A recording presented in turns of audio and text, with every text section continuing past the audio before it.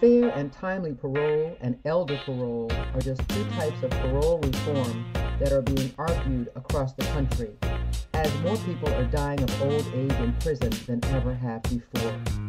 Parole guidelines and the makeup of parole boards often do not account for age, illness, or conduct records of incarcerated persons. On this episode of Race Talk Revolution with Lane and Eugene, community organizer Noel Casey and wrongful conviction attorney Jeffrey Deskovic discuss their efforts at decarceration in New York State through political education, rallies and demonstrations, and legislative advocacy. This episode originally aired September 29th, 2021. Here we are, another Wednesday. Welcome back to another Race Talk Revolution episode with Lane and Eugene. As we keep saying every week, and this is the truth, and this is what we really feel, Race Talk Revolution is a platform where your voice matters. So thank you for joining us this afternoon. This afternoon, our topic is parole reform. And our speakers are parole reform organizer, Miss Noel Casey, of the wrongful and the wrongful convictions attorney, Mr. Jeffrey Deskovic, Esquire. As always, during our conversation today, we ask that you please remain muted. When we get to the Q&A section, we will instruct you how to raise your hand. We also want to remind you that Race Talk Revolution is a loving, respectful, inclusive platform designed to encourage constructive dialogue around tough issues pertaining to racial and social injustice. Race Talk Revolution is a safe and brave space for people of all backgrounds to share ideas and opinions, explore the nuances of systemic racism, and together we grow our anti-racism muscles. In our Race Talk Revolution community, we practice radically inclusive love. Now, what we mean by that is we don't necessarily have to understand or agree with what's being shared. However, with radically inclusive love, we listen with respect, appreciation, and empathy.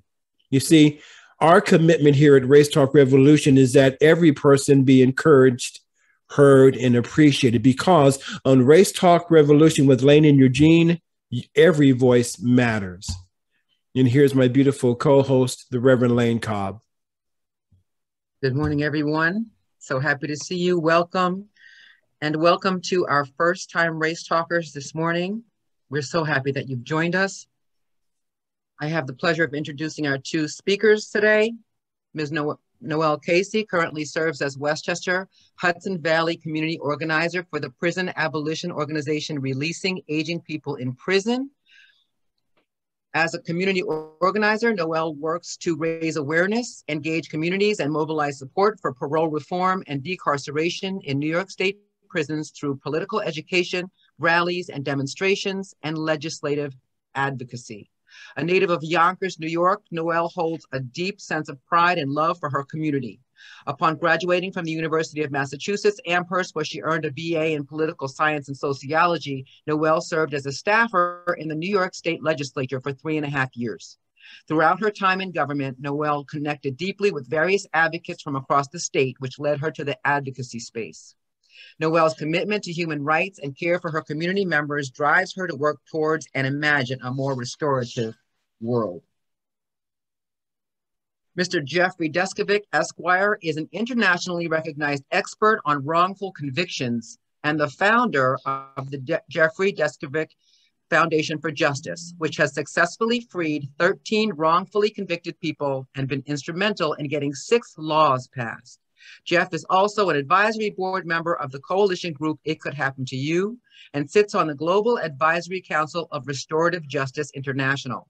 He is a co-owner of the Recharge Beyond the Bars reentry game, which facilitates the formerly incarcerated reconnecting with their friends and family.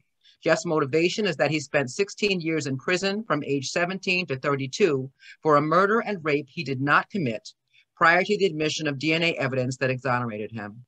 His story is the subject of the documentary short Conviction, which is available on Amazon Prime.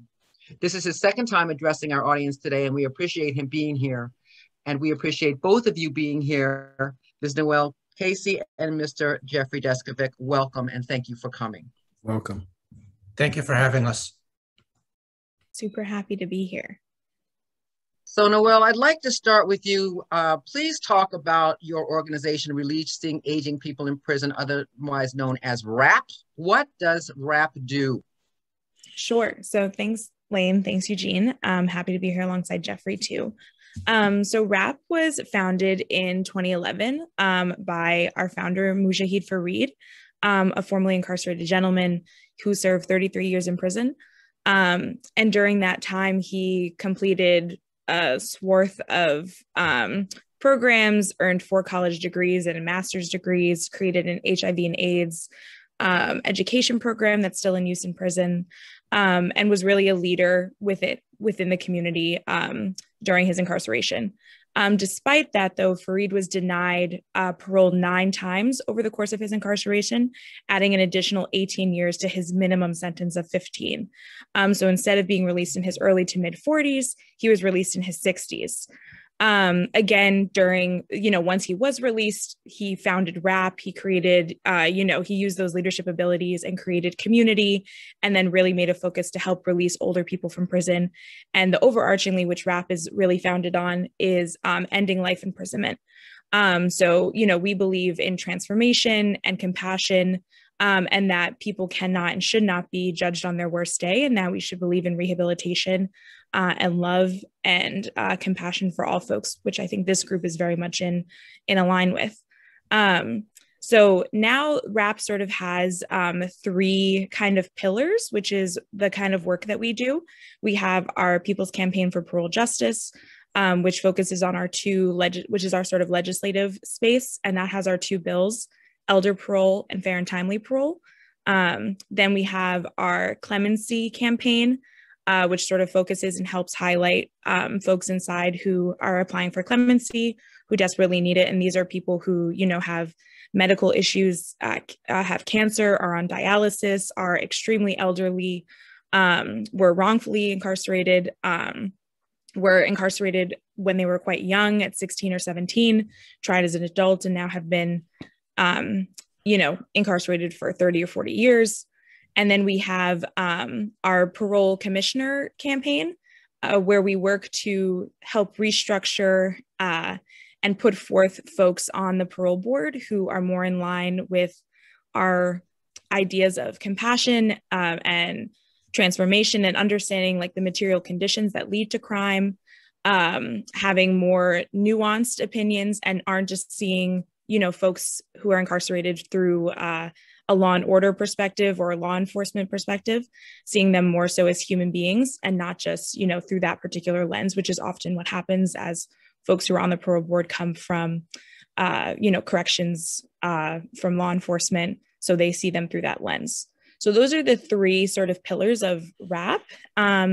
Again, like all of our work is centered around ending elder incarceration, and promoting decarceration. So even though people are not being incarcerated at a higher rate now, people are not being released at a high rate. And that's sort of what we're focusing on. And then also just promoting racial justice. We know that most of the folks who are incarcerated, who have received super long sentences and harsh sentences, are Black and brown men and women. So that's, throughout all of our work, that really is the key part of one of the reasons that we do what we do. So I think that covers everything. Thank you. Thank you. And thank you for the work that you do. So I want to turn to Mr. Deskovic. The Jeffrey Deskovic Foundation for Justice is focused on freeing wrongly convicted people, as I said, and pushing policy changes aimed at preventing wrongful conviction. Why is the foundation interested in parole reform? Because first and foremost, I was personally impacted by the dysfunctional parole system. I was denied parole despite the parole board referencing my excellent educational record and good disciplinary record. I was denied parole anyway, so I personally experienced that. Another aspect of it is a lot of innocent people are also similarly denied parole. Often people who are wrongfully in prison come up for parole prior to being exonerated. So we've seen when they've been denied parole based on these same parole deficiencies, an already unjust prison stay has been extended. And in addition to that, I saw a lot of people that had been rehabilitated while I was incarcerated. They clearly were not the same people that they were when they originally committed crimes 10, 15, 20, sometimes 30 years prior to that. And it would be maddening to me to see people with, bachelor's degrees, college education, a swath of educational, vocational, therapeutic programs that are completed, yet nonetheless denied parole, seemingly, over and over again. So seeing that, and I really felt like the people that had been denied parole or being denied parole could have made really meaningful contributions to society if they were released. Nothing good of their continued incarceration seemed to me that was really going to happen. The foundation is concerned with, all forms of injustice. We can't spearhead every effort. So we spearhead innocence issues. However, we do enjoy playing a supportive role in these other non-innocence justice reform issues, a big part of which has been parole. So the foundation has worked alongside RAP. I've been a volunteer for RAP and even represented them a few times in meetings with elected officials. So hence being involved in parole reform.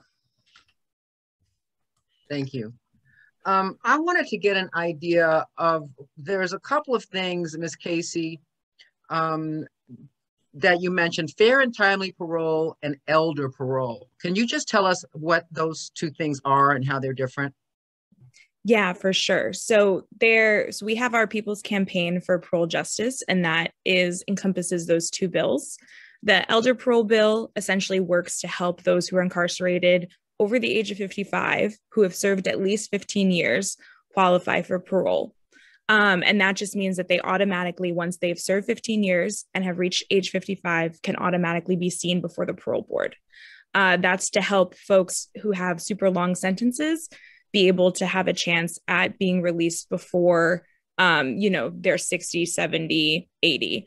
The age 55 is determined as elderly by the Department of Corrections, by docs. So that's why we have that age number. I know many folks say 55 is certainly not elderly. My mom is 57. She's certainly not elderly. And that is partially in a sense because of the rate of aging inside, the conditions, the lack of medical care. And then also at that age, people who have reached an elderly age often then have a significant drop in recidivism. So they are far less likely to recommit crimes when they are released, especially if they've been inside for 15 years and or longer, depending on when, they originally were entered prison. So, for someone, if they entered prison and they were 22, they would not be able to, but they've served 15 years more than that, they still wouldn't be able to go before the parole board until they hit 55. Then the fair and timely parole bill allows for those who are facing the parole board the opportunity to be seen more so for who they are, the person that they are, rather than the crime that they were charged with, by specifically removing a portion of the executive law that allows for the parole board to base their decisions solely on the nature of the crime, rather than taking into account various material conditions that lead to crime, as well as, like Jeffrey mentioned, a person's transformation, their growth, their accomplishments in prison, and, just the length of time of their incarceration. Again, whether, someone has children, whether someone had mental health issues, whether someone had an addiction, all of those things should be taken into consideration rather than the nature of the crime, which is often what folks are denied for exclusively. Particularly something that's more violent or is considered more violent by the parole board. And essentially, these bills will just try to ensure that every person has a fair and meaningful opportunity to return home during the course of their incarceration, encourages folks to, work hard at earning these degrees, at making the most of their time, with the hopes of being released in a fair way. And, I think if we believe in rehabilitation in our process, then our parole process has to reflect that. And that's essentially what these bills work to do, to continue to prevent aging, sickness, and death in prison. And then, of course, reunite families and uproot the racism that sort of exists inherently within prisons and then the parole system. Yeah. And I mean, there's a lot of arguments against parole reform, right? There's arguments about elder parole and family and fair and timely parole. Mr. Deskovic, what are some of those arguments? And why do you support that? Well, actually, we know why you support it. What are some of the arguments against elder parole and fair and timely parole? Yeah, so one of the arguments in terms of fair and timely parole, one of the arguments against that is like there's like a fear mongering or safety argument around that suddenly dangerous people are going to be released back to society so that they can offend again. The same argument applies as to elder parole, as well as the additional argument that, well, somehow the people that commit crimes, they're going to look at the penalty as being significantly less, and so to the extent that there's any type of inhibition or deterrence that's accomplished, through the threat of incarceration, if you commit a crime, that'll be greatly removed. And so people will just let loose that otherwise might not. So those are the arguments.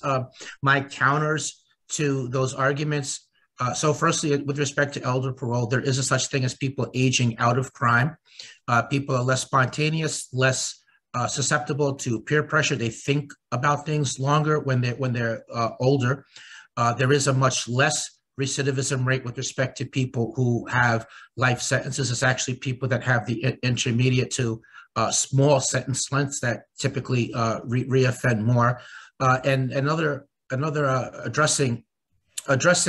continuing to address those arguments, I don't think people are making a cost-benefit analysis when deciding whether they're going to engage in crime, certainly not violent crimes that are heat of passion, whether that's a murder or assault. So I don't think people are thinking about that. So I don't think that you're, losing some sort of deterrence. I don't think that doing, 15 years in prison, is anything to scoff at. I wouldn't consider anyone to have gotten away with anything. We're only talking about giving somebody a parole board hearing, not a guaranteed release. So anybody, and when they give these extreme examples, son of Sam or this serial rapist, that would mean under elder parole, they would suddenly be released. No, it would not. You're saying it like it means that they would automatically be released. They would simply be considered for parole where their rehabilitation would be considered. In terms of the fair and timely objection, I think the job of the parole board is not to, in effect, resentence, which is what happens when they deny parole based only on nature of the crime. It's instead supposed to evaluate rehabilitation. And I think that forcing the parole board to cite an additional factor in addition to nature of the crime guarantees that people would have fair parole board hearings. I saw the personal impact of having this blanket denial of parole on nature of the crime over and over again.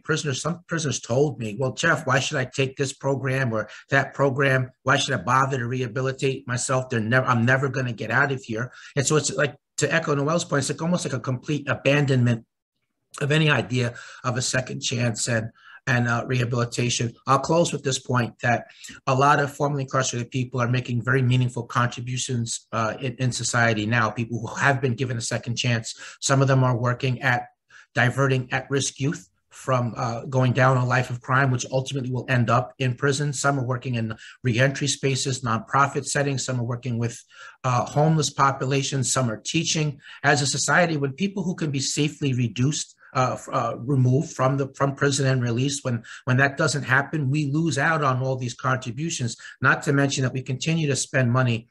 Again, that as of 2017, so this isn't an up-to-date stat, but as of then, it was $68,000 a year that was quoted as costing to incarcerate somebody per year. So we're spending that money unnecessarily without getting any safety benefit, rather than having somebody be released and paying into the tax base. And if I understand correctly, it costs actually more than that to keep an older person in, right? Yes, it does. And I want to also make the point that in terms of elder parole, the additional point, as was alluded to in the chat, while the prison health medical care is terrible in general, bottom of the barrel. I mean, I saw and experienced and witnessed, over-the-counter medication as the cure for everything. While the medical care is terrible in general, the prison is particularly inept at dealing with the advanced medical needs that elderly citizens have. Yeah.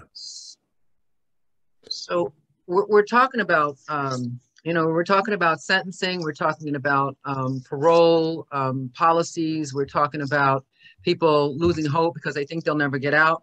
So, this is, first of all, I want to remind our audience, we're a bi-coastal audience, and these two people are doing work in New York, but all of these issues are nationwide. And so you can find organizations that are doing this work in your communities, and we'll try to help you if you need to find someplace, but just keep in mind, this affects everybody. And I want to talk about the elephant in the room because this is called Race Talk Revolution. What is the intersection between race and sentencing and parole, right? Are we seeing parole rates differ for people of different races? And that's for both of you. I'll hop in, Jeffrey, and then you can come in after me. Just as a baseline, white folks are released at a rate of 8% higher than Black folks who are incarcerated in New York State prisons, at least. And then we know that of the 35,000 people who are incarcerated in New York State prisons, that about 70% of them are Black or brown. So just that discrepancy of the actual population and then who is being released and why, who actually receives harsher sentences in general, which is, we're talking about sentences that have 50 years on the end, life at the end. And we know that typically Black men specifically are given those sentences at a higher rate. I can give folks some data just from Westchester specifically, so apologies to anybody who's not from Westchester County. But 1 in 4 people in New York State prisons who are from Westchester County, which is about, I think, 800 altogether, 62% of them are Black. So 62% of the 800 are Black men and women. And then 90% of people from Westchester County, from New York State prisons, who will appear before the parole board in order to obtain release, are people of color. And 68% of that 90 are Black folks. And they would all benefit from fair and timely parole. So fair and timely parole applies to everybody, no matter what your age is, just whether you're going to be seen before the parole board. So some folks will be seen before the parole board earlier who have lesser sentences. And then also for folks who will benefit from elder parole, 83% of people from Westchester who would immediately benefit from it, given that they have served 15 years and are 55, are people of color, 83%, and then 68% of that 83 are Black. So in Westchester specifically, it's clear that the majority of the folks who are in prisons throughout the state are Black and brown, are Black and not white, and that they are going to be suffering the most, and that these are the communities that are suffering the most. And just to go to the point, I think too, that Jeff was making, is that many folks who have been incarcerated have made great contributions to their communities upon their release, and that we need these leaders to help folks not go down the path of these things of, being incarcerated, and having leaders and coaches and dads and uncles and brothers and cousins and all of those folks in the communities. And that'll help also with community safety. That'll help also with public safety, all of these things that they tell us prisons and police do to protect us. Actually having community members and families put back together actually helps improve those things. And these are communities and families that need that the most. So I think that's just some data, Jeff, if you want to go in more so. Sure. Yeah. So, I echo, incorporate your remarks. I won't repeat them. I agree with them.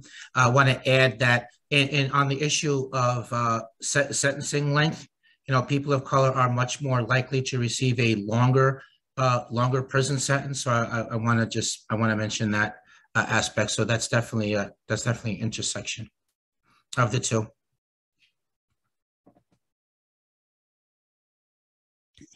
Great, man.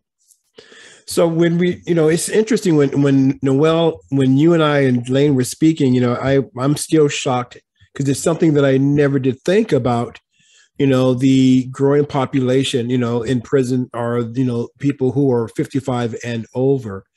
And now with the work that both of you are doing, and this is a question that I have for the both of you, how do your organizations assist people in that reentry process? All right, so I'll go to this one first. So, my foundation, we provide some emergency funding. I mean, people are typically released without anything. So, whether that's buying clothes or, sometimes food, if there's some unexpected car repair before somebody is established. It might be something as basic and silly as providing a television, but when you don't have a way of looking, I mean, I think the television and keeping up with news, et cetera, is part of our culture. So we assist in that aspect of things. We provide camaraderie. We connect people to other formerly incarcerated people, putting a social life back together again, having positive peers is a big part, feeling sense of community is a big part of re-entering society. So we do engage in that too. I want to just quickly mention, just harkening back to a question previously, with respect to elderly people and parole, I witnessed prisoners that were so sick while they were incarcerated that they were actually housed in the hospital that was located on the prison grounds. Others were in just like a cell block that was specifically just for people really sick. There were people there on dialysis. There were people that were walking hunched over on canes. There were other people that were in wheelchairs. And you would look at the parole board decisions. I mean, if it wasn't so tragic, it would be laughable. Like, well, society's welfare and safety is incompatible, with your release. I mean, some prisons even take it to the point of, having a hospice there. And, I'm for dying with dignity. I mean, if somebody's at the end of life and they've been determined by prison medical personnel to be terminally ill, I mean, I'd say that they have paid a hefty price for their, whatever crime they committed, and they should be released so that they can spend their last few days or weeks, dying with some dignity with friends and family. Yeah, and then just to answer your question, Eugene, in terms of RAP's help with reentry, we work very closely with impacted families.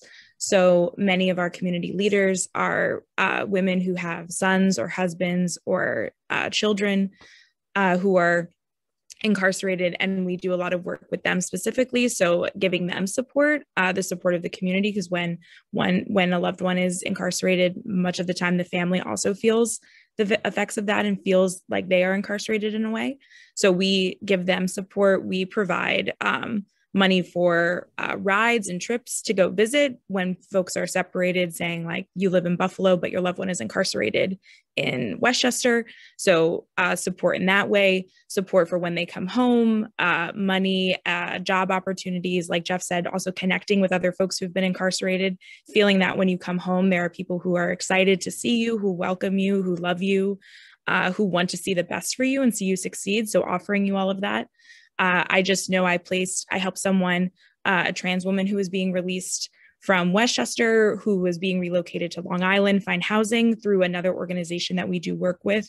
So there's a lot of like cross organization work and connections that happen because we don't offer like exclusive reentry services because we are a legislative organization, but we certainly work with and in community and collectively with people who do that work, and then also directly with families. Because I think to go back to the question too of what are some of the pushback arguments of like the bills and release, is that many people say, well, people who've been incarcerated for a long time, their families might have died, or they don't have families, or they don't have community to return to.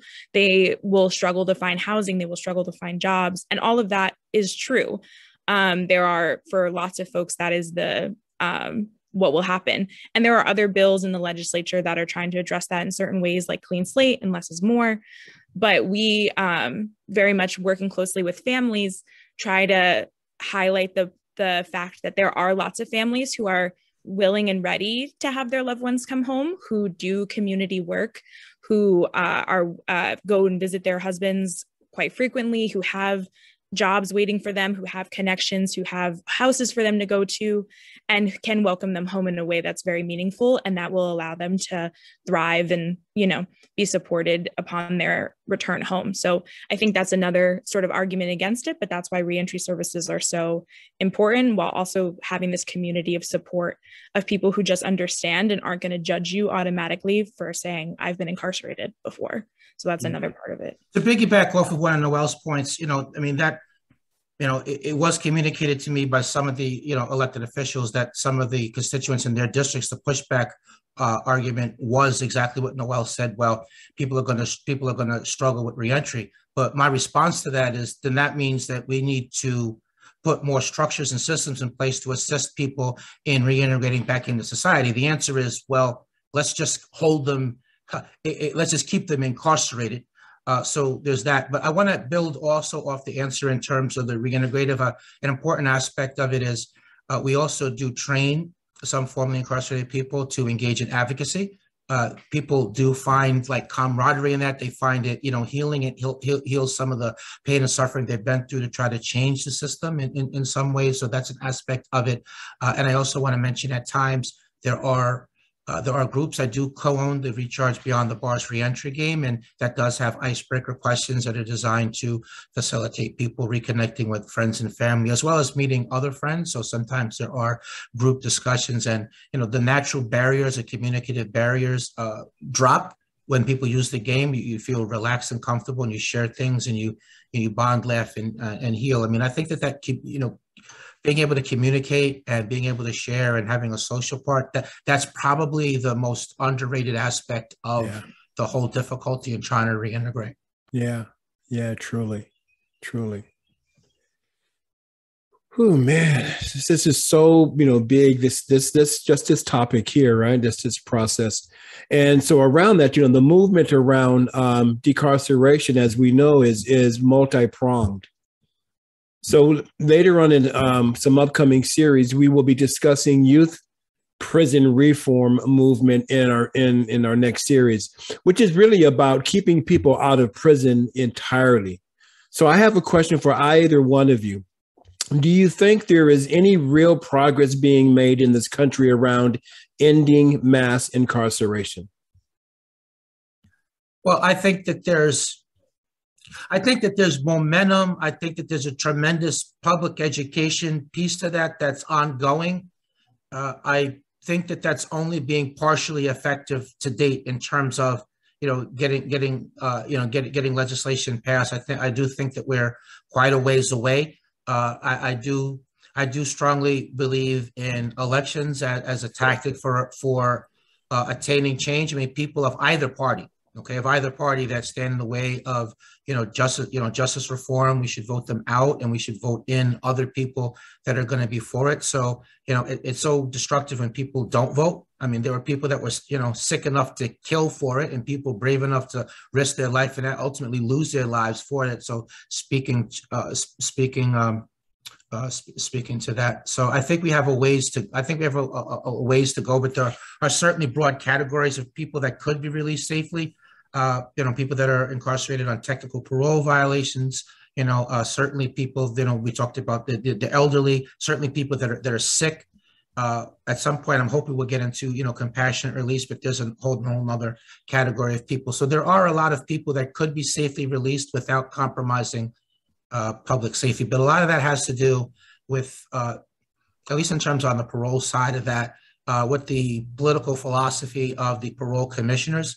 Those are appointed positions by the governor, and whoever is the governor, they typically pick people that reflect that same philosophy. So we still have a lot of the negative impact of the Pataki in New York, at least the Pataki administration and that philosophy of just lock them up, throw away the key. And so a lot of that mentality is still there. So we need to replace and have more diversity, and, enough with the law enforcement on the parole board. Okay. You're represented already. Can we get some other people, that more accurately reflect the diversity of thought and it being in tune with the belief in rehabilitation? I feel like that's important. Just like there are parole commissioner slots, Noelle can get the specific, but I know that in general, not all the parole board commissioner slots are filled, and that's problematic as well. Yeah, just to go off what Jeff was saying in terms of the parole board, it's often very political in nature. system, and that, the governor appoints someone and then the Senate, at least in New York State, then confirms that person, typically with no pushback, no anything, regardless of what that person's record is. There have been parole commissioners that have highlighted and released people at higher rates and then have essentially been bullied off of the board, thus, allowing for more people who are quote unquote tough on crime to come in and then continue to not release folks. I know Jeffrey has like a particular story, I think, about one commissioner that he can say.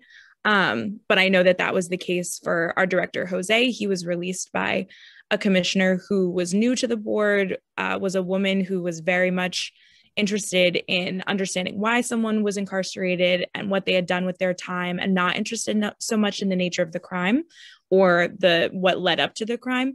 And that was why he was released. So sometimes it's very luck of the draw, depending on what commissioner you have.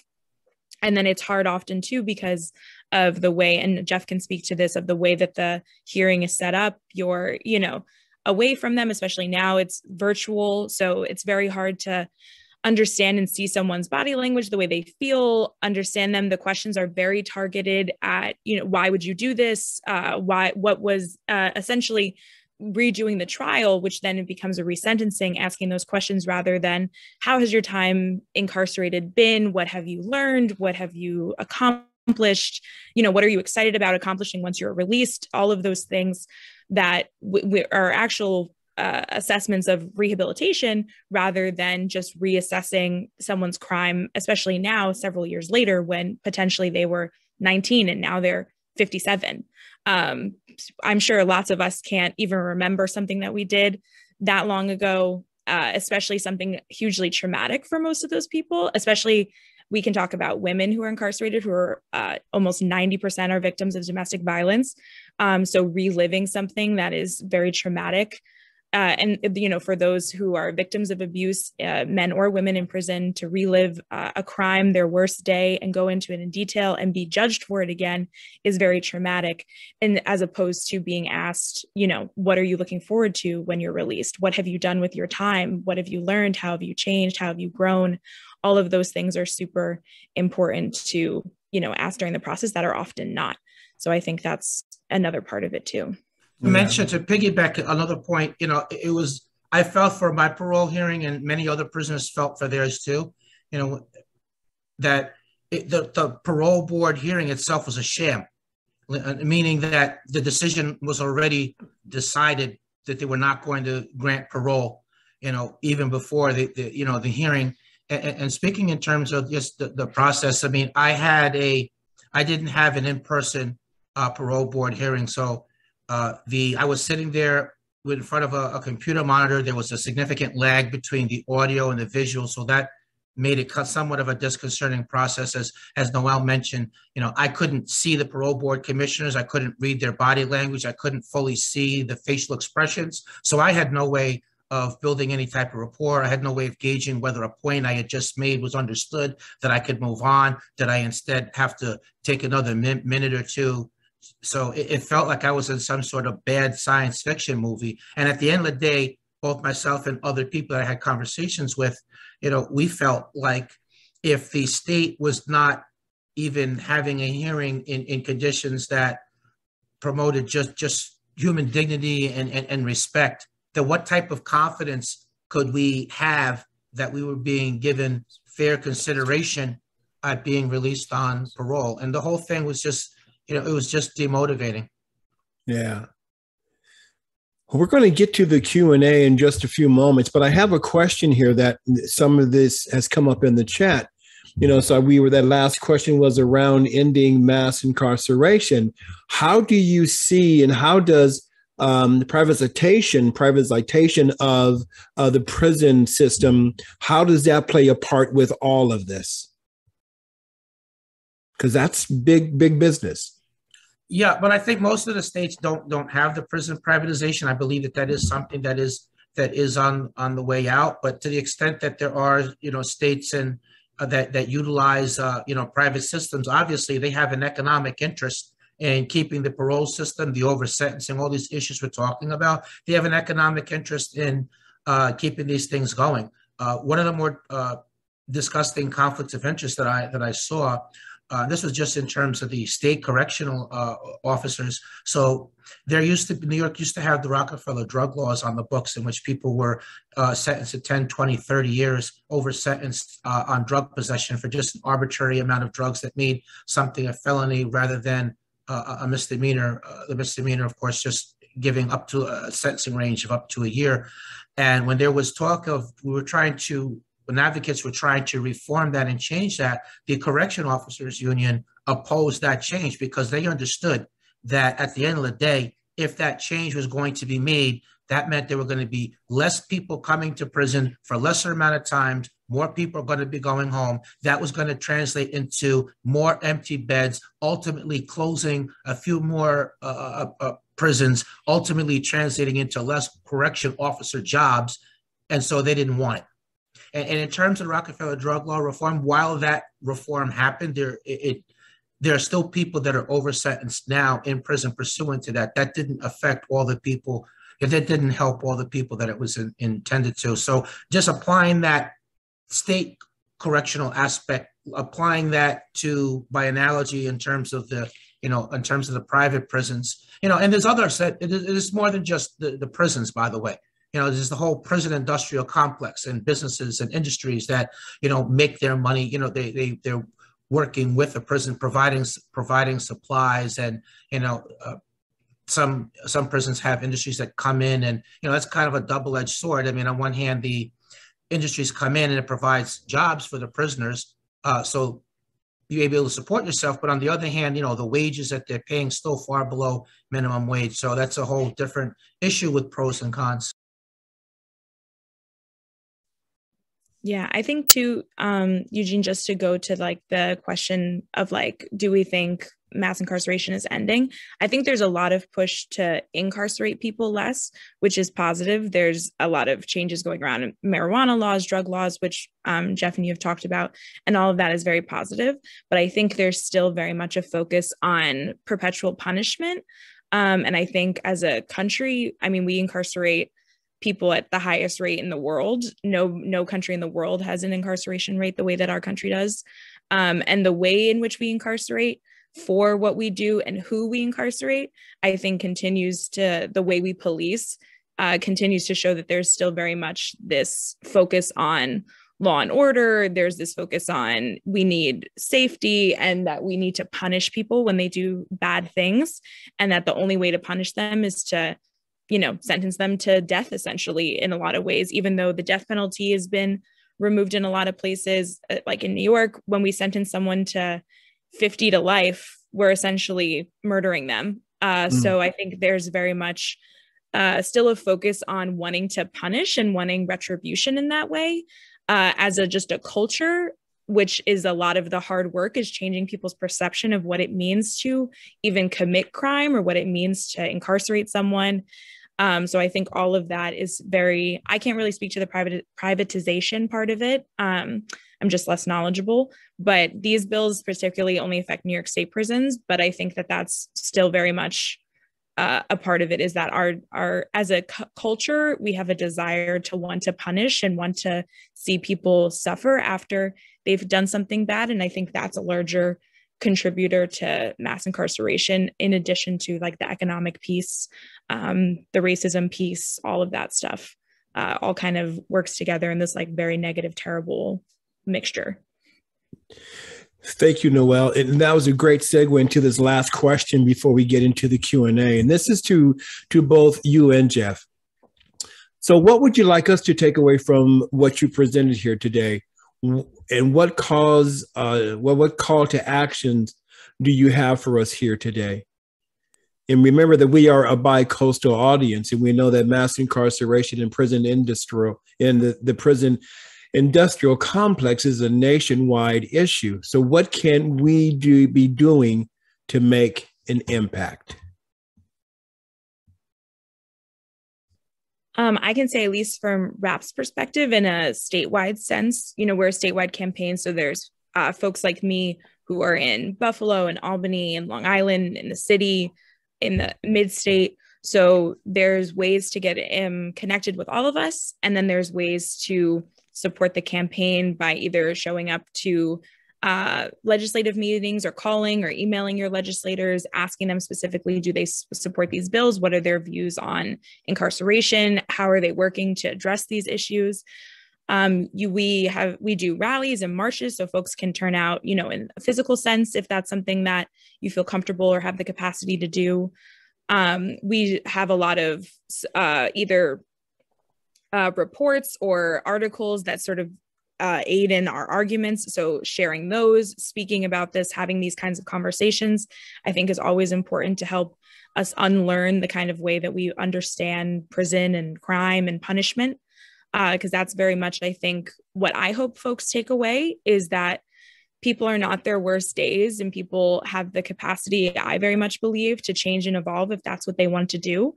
And I think that that's what we should be leading with, very much how at the beginning of the talk, talking about how Race Talk is led with radical love.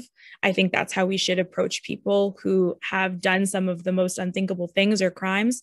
These people need love the most, and that's how we should be treating them, and that's how we should be meeting them. And I think that prison kind of strips that away from folks, doesn't give them the opportunity to feel that, often dehumanizes people in some of the worst ways. And so I hope if anything, that's sort of my mission, is just to lead with more restorative practices in our daily lives, in the way that we treat people who have wronged us, and then in a larger sense of understanding, why we incarcerate and why we punish. I think a lot of people, when I speak with them, have a hard time saying, well, if someone did this to like my mom or my dad or my partner, I don't even know what I would do. I would want them to rot in prison.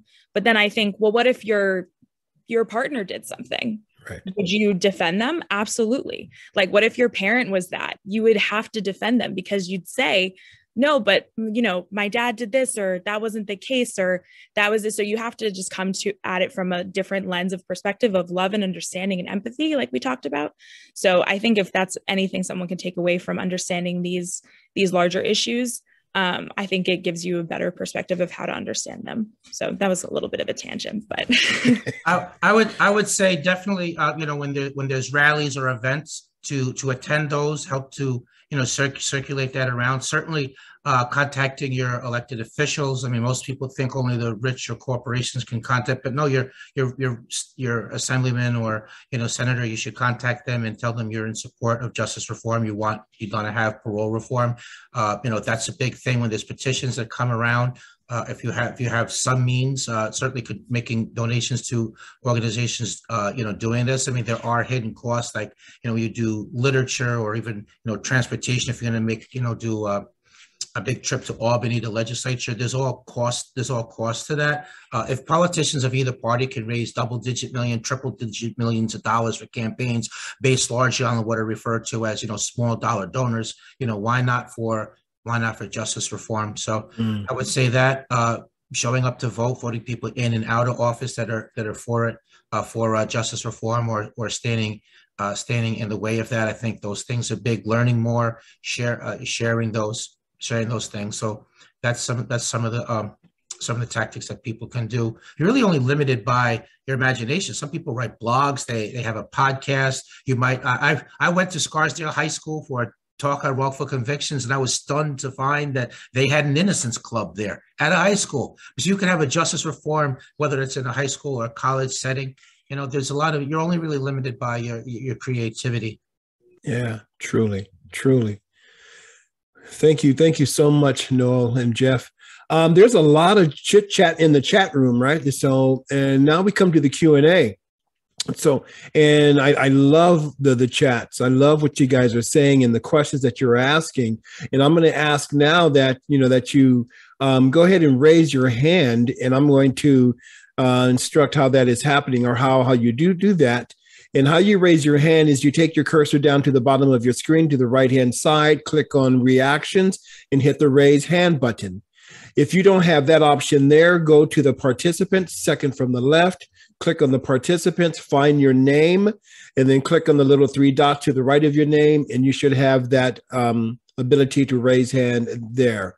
All righty. Now, as usual, we want to keep your question/comment to a minute or less. Again, I want to encourage you guys who were in the chat. You have questions, you have comments, please go ahead and participate in this Q&A. All righty. So we're going to start off with Cody, and then we have Frank. Hi, thanks for coming in. This is my area. I do AVP workshops, alternatives to violence workshops in prison, and I've met some wonderful people through that.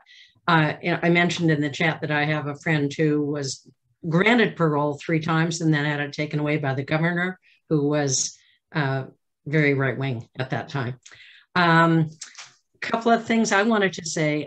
In California, the prisons are generally built in really out-of-the-way areas. And so it's hard to get people of color, aside from an occasional Latino person, to live in these communities that are, you know, very, very white, very, they're not people who would agree with what you're talking about. So that's one thing. There are prisons, however, like San Quentin has great programs. If a guy can get into a program and meet people, he has much better chance on the outside. This friend that I was talking about, who is now works with the homeless population and is has a psychology degree and was trained as an X-ray technician inside also, but at San Quentin he was trained. You know, he's doing fine, but he met a lot of people that helped. So that is a huge thing. Yeah, that's probably all I want to say right now, but thank you for what you're doing.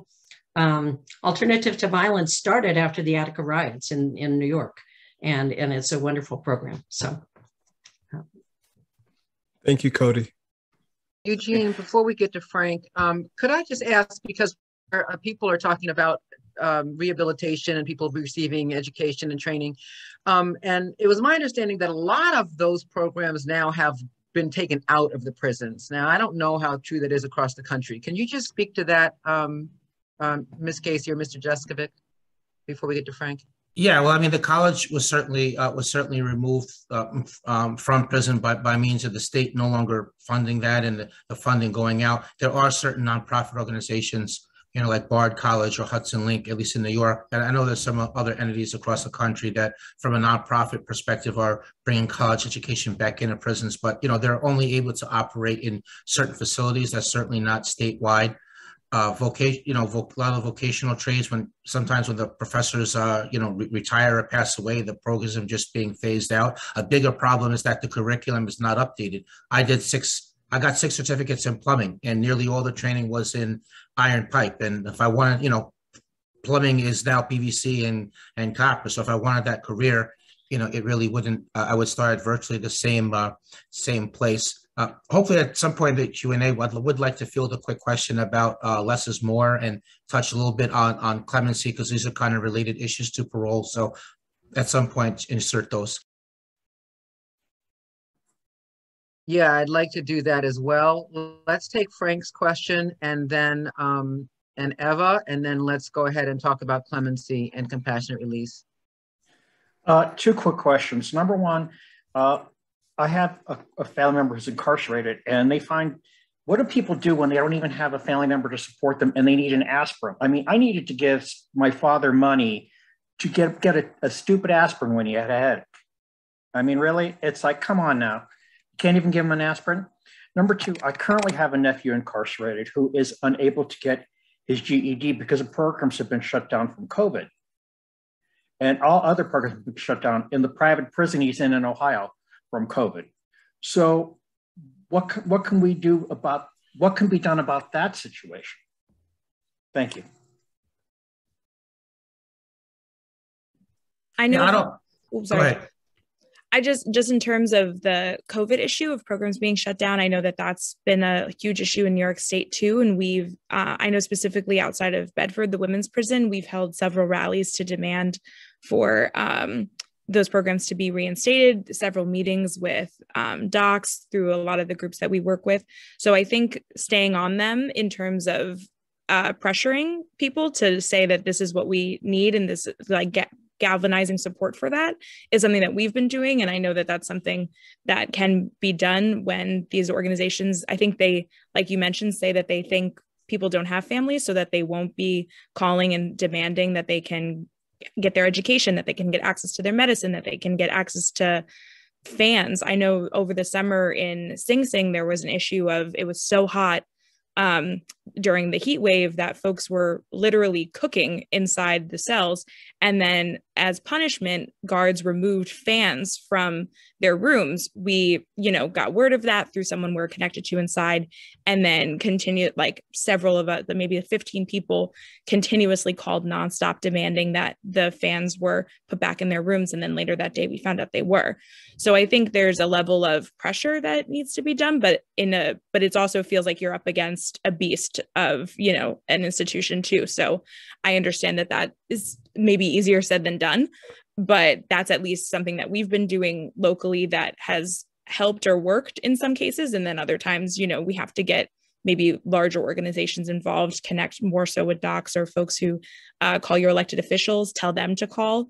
They have, they're supposed to go visit the prisons, often don't do surprise visits. So they see what, docs wants them to see.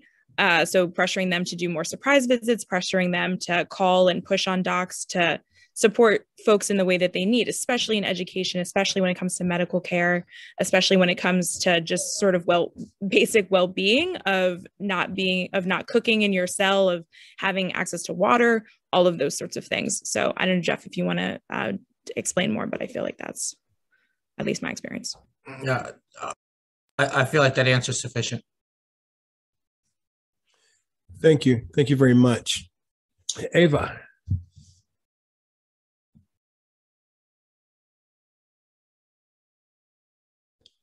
Ava, are you there? Mute. Here we go. There yes, you go. Can you hear me now? Yes. Thank you.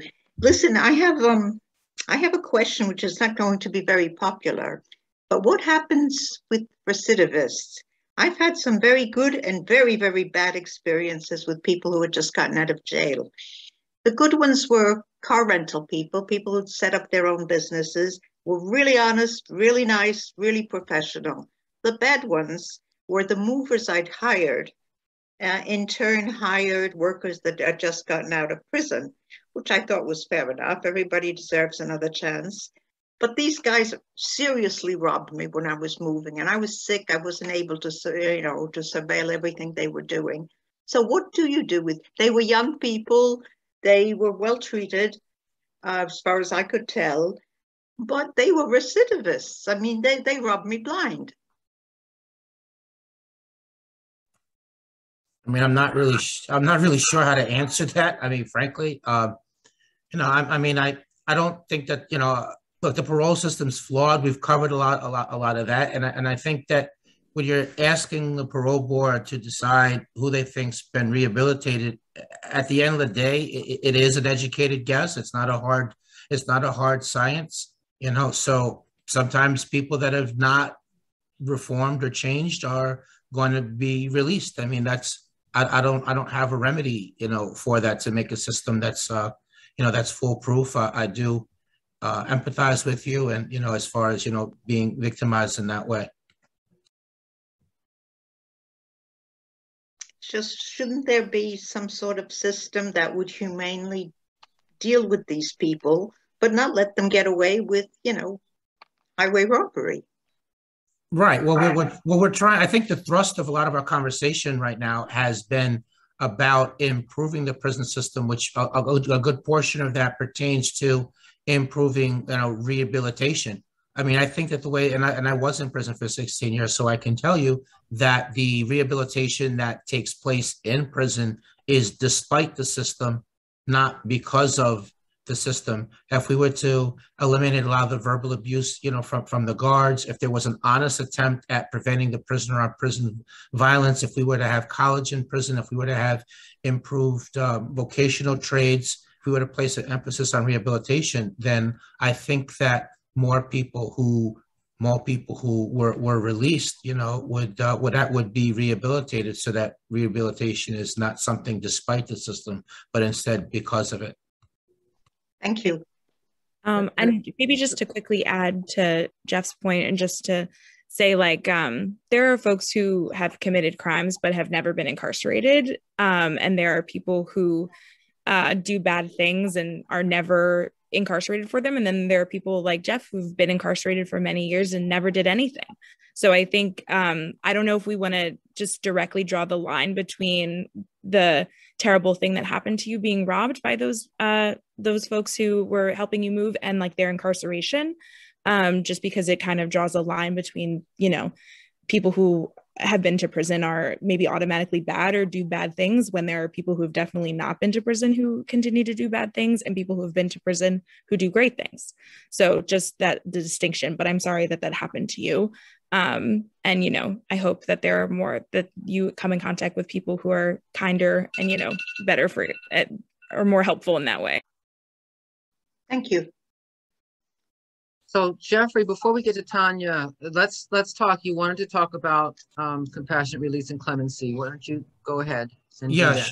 Sure. So quickly. So clemency is a vehicle that's you know, a power that's given to the governor, which says that I can modify your sentence. You know, for some reason, I think that your sentence should be modified, whether I think that, you know, you were given too harsh of a sentence, or, you know, maybe you've made some extraordinary accomplishments in prison. Your rehabilitation is really clear. It's above and beyond. So it could be based on that as well. It could be an outside factor, like maybe someone has a really great record, but also there's significant family issues as well for people on the outside. So that's what clemency is. And, you know, the prior governor in New York was notoriously stingy on giving clemency. There were a lot of worthy applicants that, you know, weren't even getting decisions like for years, other than and other people just would appear to be really strong candidates that were, you know, getting no. It's not really clear what's going to happen under the new New York governor. You know, she did select as her lieutenant governor somebody who was, you know, was a proponent of justice reform. So I'm hoping that that's a sign. She did sign into law the Less is More bill. So as an overview, Less is More was an attempt to address a different deficiency on parole other than what we've talked about today. So that would pertain to technical parole violations. So previously, if somebody committed a technical violation, say you were supposed to be home at 8 o'clock and you got there at 8:05, 8:10, or you didn't notify the parole officer of your change of address, or some other minor thing that wasn't a crime but was a violation of one of the terms of parole. People used to be sent to prison for a year or 2 years as that. So what Less is More did is that, firstly, when there is an allegation that a term or condition of parole was broken, the person would remain free pending the outcome of that disposition. So it's kind of in line with bail reform, right? Where you still are out pending your case. And then secondly, if you were found guilty of having broken that prison condition, the answer wouldn't be that, you know, you go back to prison for a year or two. It severely limited the number of parole violations that would result in an incarceration. And as to the few that it did, it would simply be a couple of months rather than a year. So we're talking about really proportionality. We're talking about fairness. I think if someone commits a technical parole violation, they should be held to account. I don't think that being incarcerated for a year, 2 years, losing your apartment if you have a car, anything you've built just for something minor. Now, it's something different if you've been, you know, you've committed a crime. That's a totally different animal. We're not talking about that. So that's what Less is More is about. Lastly, quickly, compassionate release.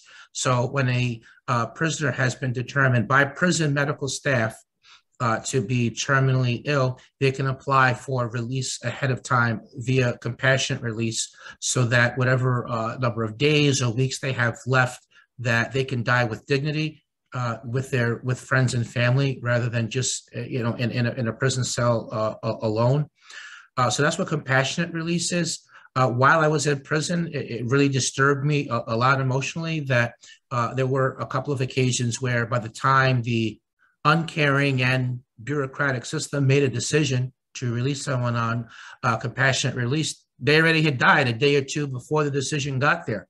or sometimes they took so long that once the decision was obtained by the facility, prisoner was released. They stayed like 1 or 2 days, and then word came back to their prison, that they passed away. So we definitely need to have some reform in these area of compassionate release. Lane, do you mind if I just jump in about clemency for a second? Or so just to go off of Jeffrey too, just so folks know, he mentioned how Governor Cuomo was like particularly stingy with clemencies. I think he had about 2,000 applications on his desk potentially up to last year, and he granted 12 clemencies. And especially with COVID, many more folks were applying, many more folks needed it, especially the sick and the elderly, who are, we know, even, outside and here are predisposed to potentially being harmed to COVID and dying. So that only increases while you're in prison. And just for reference, the governor of New Jersey released 2,000 people at the beginning of COVID from prison. And I'm pretty sure the governor in California also released a large amount of people. So Cuomo released 12.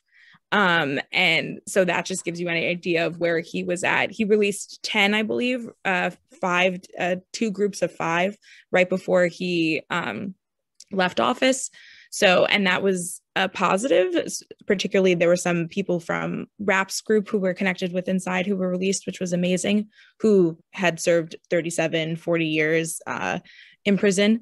But that's just sort of an idea of clemency. And the governor has the power to release grant clemency to as many people as they want at a time.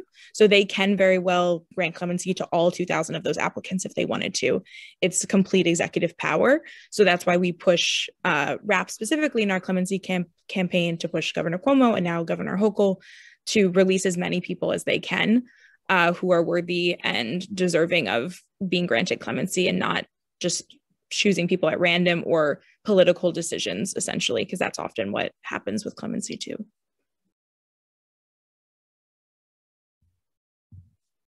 Thank you. Thank you very much. Tanya, you have a question? I don't have a question. I have a comment. I volunteer at a prison. I've been volunteering there since 2016. And I think it took me about 3 years to realize how deeply traumatizing prison experience is. And I work in a prison, for example, all the other prisons in Washington State had COVID deaths among the incarcerated in the 3 digits. In the prison that I volunteer, there were 3. The chaplains are deeply concerned about the people who live there. So I would say in the prison environment I work in an optimal environment, and still it is deeply, deeply traumatizing. You have no idea what it's like. Just do this. You live in a room about the size of your bathroom with 3 other people you didn't get to pick to live with. Just put that in your brain. People are treated harshly all the time. The biggest problem this prison has is finding staff that, because like most prisons, it's a rural area. So whatever you think about prison, just remember it is the opposite. It is the opposite of help. Whatever you think help is, prison's the opposite. So Jeffrey, I so admire you because I know a little bit about what that's like. And thank you. Thank you, Tanya.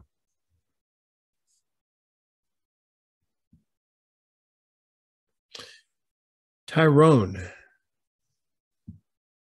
you're on mute, bro. You're on mute, Tyrone. I apologize. Thank you, Jeffrey, for being back on the program. And Noel, thank you for your passion and your commitment. I have a question. How can we deprogram people in power and those who vote for them, who dwell in a constant state of fear of being hurt by the others? Air quotes. I think I can be more specific, Black folks and people of color, but that's the point. But I think having having them meet people that have made successful transitions back into society, that are doing, that are doing meaningful work, that once upon a time, did something wrong, and they were punished for it. I think that introducing them to people, I think that in person it can be part of that answer. And I think also maybe educating their voters and their base, is trying to put things. I mean, I think you need a combination of, like, the policy arguments we've talked about, and Noelle's been out of this world, spot on her statistics, and then the human examples. I think you need a combination of all three. And I think that to the extent we educate their base and their support, their supporters, that also helps them and makes the way clear for them to do the right thing. So I think that what I just said can be part of the answer. I don't think it's the total answer. Thank you. I do want to mention just from restorative justice has been mentioned once or twice, and I do sit on the Global Advisory Council for Restorative Justice International. I do want to shed attention. There is a program called Sycamore Tree, which is a program in which crime victims, and that would include friends and family of people who've been murdered. So broad definition of crime victim. They would come into the prisons and they would meet with people, not the particular person who committed the crime against them, but say a murder victim, surviving family member would come into an area, and they would meet with people who were there who committed murder.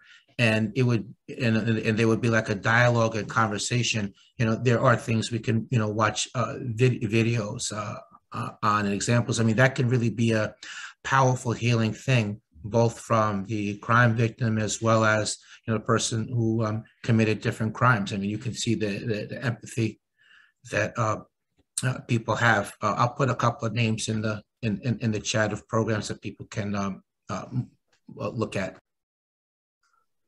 Yeah, just to echo, I think it's a great question, Tyrone. And I think it's like the biggest question of how can we change people's perspectives, and how can we uproot racism in a lot of way? How can we uproot seeing people as other from us? I think especially when it comes to prison, people who are not touched by this issue cannot see how other people feel about this and cannot see themselves in those folks.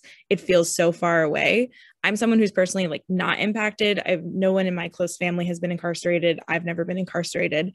But I think from all the folks who I've met who have been, like our rap leader, Jose, Jeffrey, many of the wives and moms that I work with closely, I feel like I have learned and become such a better person through those folks. And we don't highlight the success stories as much as we highlight the negatives. We're constantly focused on, oh no, this person was released on parole and then they, stabbed someone, or they released on parole and then they robbed a bank. But we don't hear about all the people who are released on parole and become like Jeffrey and go to law school and help other people be released, and are like Jose, our rap leader, who, lead an entire grassroots organizing statewide campaign to help release older folks. So I think helping to highlight the stories of the successes and those who have, transformed themselves and are committed to ending these cycles of violence, ending these, the perpetual punishment cycle, to healing themselves and their families and all the harm that they've done, and an actual commitment to addressing harm rather than to putting these band-aids on it or punish people. I've done a lot of work in restorative centers, like specifically in Westchester. And that starts as early as in school, how we punish people in school and how we address them, how kids, how Black kids are suspended at such higher rates than white kids, how when kids are clearly going through something, we punish them instead of actually asking them. And all of those things lead to eventual potential committing of crime or family dynamics and all of that. So I think a commitment to restorative practices could be helpful to seeing people in other ways. And then also just highlighting the stories of the successes that there are so many more people who have come out of prison and done amazing things and done great things and helped their communities instead of just continuing to harm them. These are the people, at least that I've met, who are so committed to reducing harm and reducing people returning to prison, more so than any elected official who's tough on crime. These are the people who are actually doing that work. So I think doing that is also important in that very large question of like, how do we change people's perspectives? Noelle, thank you for that, because I'm just so tired of fear driving everything. I'm Yes. just so tired of it, you know. And I know it requires a different level of conscious working. But anyway, I'll leave it alone. But thank you. Elaine, I want to jump in real quick and say I appreciate what you just said, because, you know, what I put in the chat, that we always want to change the perspective of those in power, but we support those in power, right? And so part of the work really starts with us. How is it that we see folks who are coming out of prison, the stereotypes we hold about people, who they are because of something they've done or where they come from, and then race, right? You know, quick example, there's been a guy stealing a bunch of stuff out here from a construction site, and I was surprised that nobody had been calling the police, and found out it was a white guy. So people saw him running around stealing things. Now, if he would have been a black man or a dark-skinned man, people, and so it's up to us. I just want to say that we can focus on the politicians and the powers that be, who are also stealing our money every single day, right? But we don't do nothing about it. We focus on the folks who are being oppressed and disadvantaged, poor. So that's, you know, my 2 cents. It takes us to see the change we want to see. It takes us to do it. So my question is, what are you going to do about it if you want to see change in this country?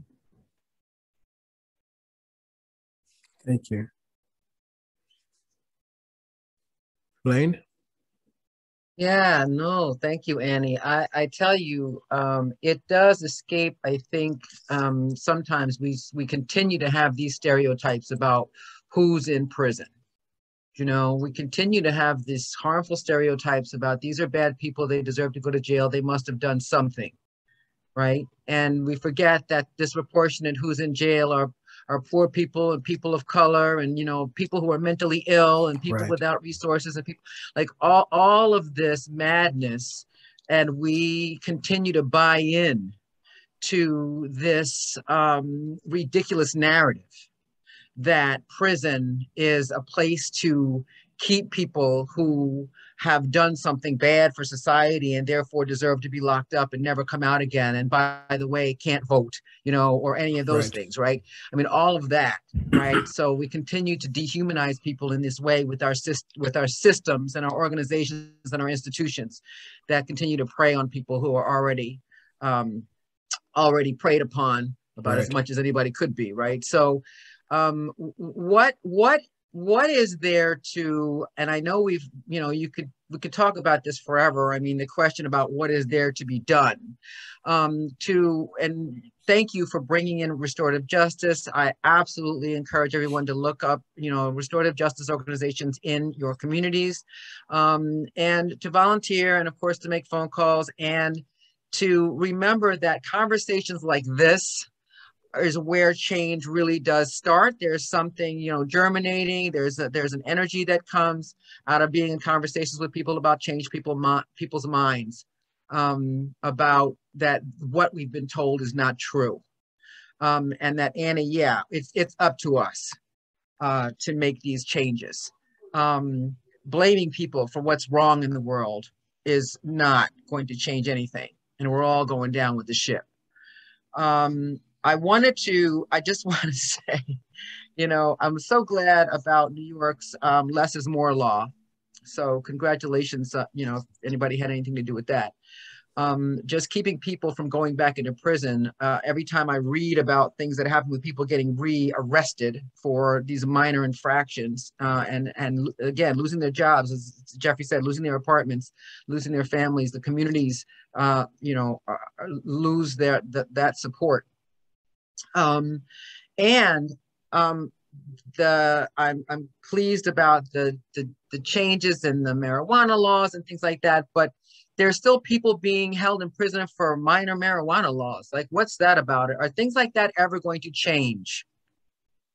Well, there is, I believe so. I mean, I think that there is a lot of work being done on a federal level, you know, in terms of releasing people, you know, that are incarcerated for marijuana. I do see positive impact. A lot of people that have been released that have previously been over sentenced and served ridiculous amount of times for marijuana possession. Once they're released, a lot of them are advocating for the people that they left behind. There is a lot of talk about just trying to do something systemic across the board, in addition to just, you know, case by case. And, you know, a lot of people that are proponents of legalization of marijuana, both for recreational as well as medicinal purpose. But a lot of the people that are pushing for that are including, you know, in that, well, we need to remove records from people that have convictions for marijuana. We need to release the people that are incarcerated for marijuana offenses, if that, you know, as part of the legalization process. So I think that we can expect to see some results for that. There was a quick question in the chat in terms of what some of the most effective programs in terms of reducing recidivism rate are. So I want to quickly add, definitely college education in prison. AVP is a good program. Places that have restorative justice, you know, with the Sycamore Tree, which I mentioned, I know they do that some in California. And then there was one more thing I wanted to mention, but it slipped my mind when I think about it. I did put a link, by the way, if you are interested in getting a little bit more into the weeds of parole reform. I did put a link into the chat, some testimony I gave back in 2013, 2014, New York State Legislature as well. Could you just put that in one more time, Jeffrey, for people? And Yes. There was someone asked me if I could share the chat. I will try to share that chat in my next email because the chat does get saved, but you can also save the chat on your own. Does anybody know how to do that? Yes, Kay, instruct us, please. Yeah, so 3 dots to the right of the chat, you highlight that, and then you say save chat. And then if you want to know where it's saved on your computer, you say show in folder. It's really easy. And then just, Okay. you know. I remember that other program. So there is a movie, again, I put it in the chat, called Survivor's Guide to Prison. I was one of the executive producers on it, but within that, they illustrated one really innovative program, I thought, in which these professors were teaching Shakespeare and having prisoners, you know, act that.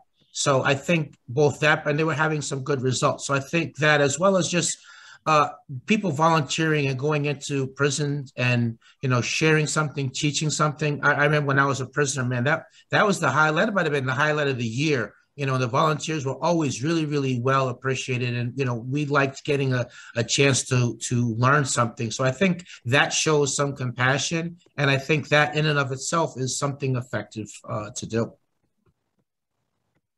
Yeah, Lane too, just I know in Westchester, there's the rehabilitation through the arts. So like Jeffrey said, in terms of Shakespeare, they put on plays and musicals and have, you know, art classes. And those things are incredibly helpful at also just, you know, maintaining a sense of personhood and, you know, joy while you're inside, while also like helping you be able to connect with other people.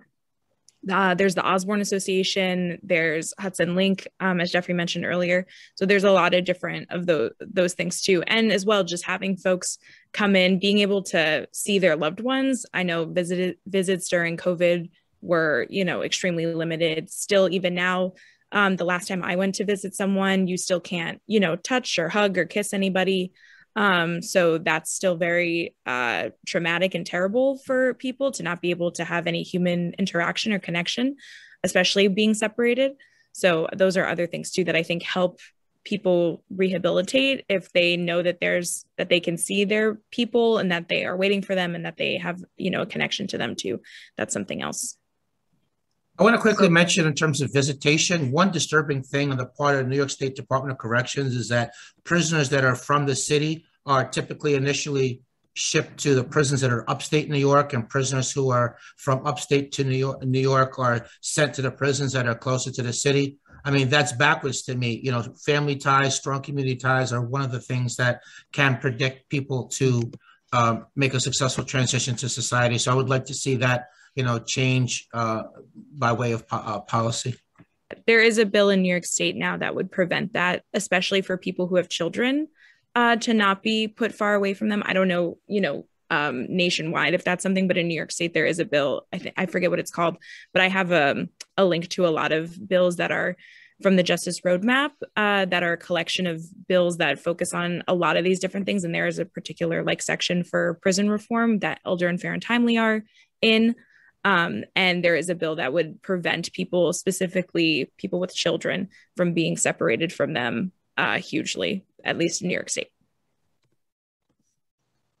Thank you. So, so I feel like I've stolen this from my colleague Eugene. I hope not. Eugene, I know we're getting close to the end, and Frank has his hand raised, and then Tina has something she wants to share, and then we want to go ahead and wrap it up. But before I do that, I just want to say, Ms. Casey and Mr. Deskovic, just thank you for being with us today. And what I would like for you to do, Ms. Casey, if you would put your information, if you would like people to connect with you, and also the resources that you'd like to share, and Mr. Deskovic, the same thing. How can people follow you and reach out to you? Please put that in the chat if you would not mind.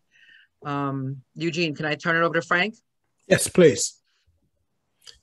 Keep it laser, Frank. Keep it laser, Frank. Yep, real quick. I just want to share a comment with you, Jeffrey. It's really, I live in Washington, D.C. It is the federal district. All prisoners, we have no prison. Prisoners are farmed out to wherever there is a space, anywhere in the 50 states. So upstate New York is bad for New York people who live in this district, but in D.C. it could be worse. They could be in Washington State, California, and their family lives here in D.C. Yeah, thank you. Thank you for sharing that, Frank, and I'm so sorry. Eugene, Tina has something that she'd like to ask folks. Go ahead. Hi, everyone. Hey, Tina. I'm just putting in the chat my email. I wrote a letter to my local paper. I live in Croton, New York, in Westchester, and promoting Race Talk Revolution. I just find it so valuable. I know all of us are trying to get the word out to people. So if anyone would like to share this letter with a local publication to get the word out, because we are all over the country, reach out to me on the email. I'll be happy to forward to you. If you think it'd be a place where someone might publish it, we can continue to spread the word about this wonderful conversation that happens here. Thanks. Oh, Tina, thank you so much. Thank you. So, folks, we have come to the end of this 8-week series. We will come back on October 20th. If you missed any of those, you can see them on our Race Talk Revolution YouTube page. Until then, we're going to continue to send you updates and resources. We hope you'll continue to share them with your networks. And we also invite you to engage in conversations with diverse groups of people as often as possible and get involved with other anti-racist organizations. This is where the work happens, not in this little cocoon, right? So we all have to get out there and talk to people. Our goal here at Race Talk Revolution, as you know, is to provide opportunities for people of all backgrounds to come together to expand our capacity for hearing and understanding and appreciating our fellow human beings, and to enhance our personal awareness of the responsibility that we all share for perpetuating and dismantling systemic racism, and should promote multiracial dialogue to transform the racist attitudes and behaviors that subjugate people of color in the United States. So we want to thank you for being here, and I'm going to turn it over to Eugene for last words. I want to, again, Jeff, Noel, thank you so much for being here. And I want to say once again, thank you to our Race Talk Revolution family who continue to show up week after week after week. And I also want to thank you. I want to say thanks to our supporters. We appreciate your donations, as well as your suggestions for speakers and topics you'd like for us to feature. Again, the website is live. The donation button is live. That is racetalkrevolution.com.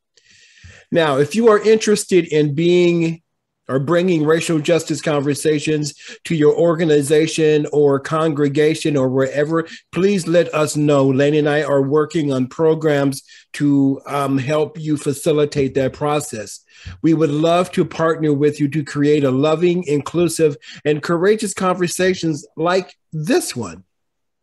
So you can reach us through our website. The email is info. In fact, you don't even have to go to the website. The email address is info@racetalkrevolution.com. Again, that's info@racetalkrevolution.com. And I will be sharing. Oh, I'm sorry. I was going to say, and we are complete, but I guess not. No, we are. I just want to let people know I am going to be sharing this chat. So I know it's possible. Okay. So just keep an eye out for that email. And one more thing before we go, even though we're going to be off for 2 weeks, as Lane had already alluded to, is, stay busy, get involved, get engaged, have conversations. All right. We love you, and we appreciate you so very much. Mr. Jeskovic, Ms. Casey, thank you so much. Please don't be strangers. Please come back. We love the work that you do. God bless you both. Thank you very much for having us and sharing your platform. And you all know how to reach me, and keep up this great work. It's not often where there's, forums where people can have access to such, information. And, you guys set the table for that. You always research your topics well, so you can really ask us questions to get information to your viewers. So important public service. So I just want to express, my appreciation for your work as well. Thank you, Jeff. Thank you so much. Yeah, thank you both, Lane and Eugene. Lane, you were talking a word earlier. I was like, yes, Lane is saying that. I was just like, yes. So I just admire everybody in this group. Anybody who takes the time to do anti-racist work or prison work or any of those things, I think it's very admirable. I think it's amazing. And I just appreciate the opportunity to be able to talk about something that might seem niche to folks, but, something that is very important to me and important, I think, to a lot of folks here. And thank you to everybody who shared, especially those who are impacted. Appreciate you, love you. And thank you for allowing me to be here. Please follow us on social media because, Noel and I are going to be at it again. This upcoming legislative session, we're going to be doing lots of rallies and other events. And so I always help promote those. And so if you're, within a distance that allows you to, come and stand there and support us, I really do believe that it matters. So you follow us and please attend and mention that you saw us on Race Talk. That would really be awesome. Yeah, I put my contact in there. So. All right, folks. Thank you so much. Thank you. Thank you. Bye, guys.